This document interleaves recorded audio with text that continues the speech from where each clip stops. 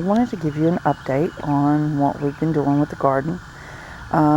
We talked about a while back how we hadn't decided if we were going to use these big blocks or if we were going to switch over to these little narrow blocks for our raised beds here. And as you can see right now, we purchased this wheat cloth from our local nursery, and we pulled up all the cardboard that we used to kill the grass in between the garden beds, and we put down this wheat cloth, and the wheat cloth goes all the way from inside the bricks all the way across, so we shouldn't have any more weeds coming up here. And we're going to use this as a barrier on the outside of the garden beds as well. So this is a project that's going to take a while, mostly because, life. You have to go to work and can't spend all my time on the garden like I'd like to.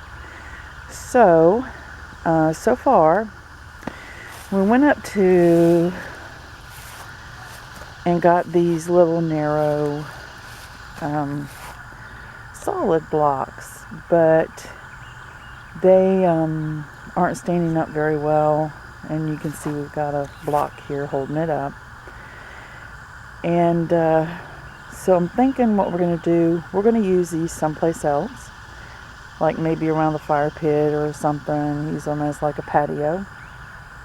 And we're going to go get these narrow blocks with the holes in the middle.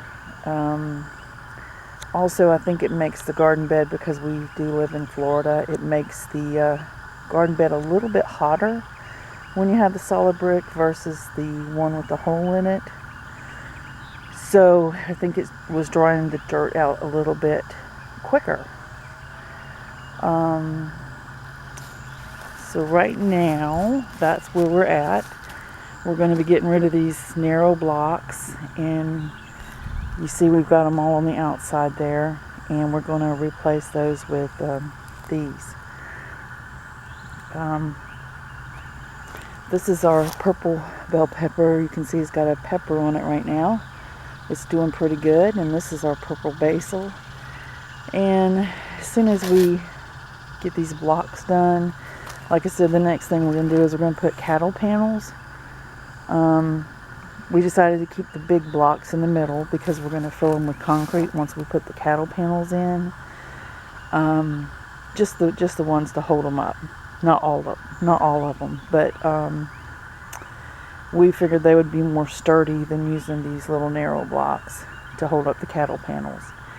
So that's what we're going to do there. We're also, you can see my collards here. I think it's time to harvest them and get some other plants growing in here, because they're starting to get some of them soft rot. See right there, and you don't want that in your garden bed. This one got soft rot, and then it just, I don't know what happened, it just started growing more leaves around all over the place.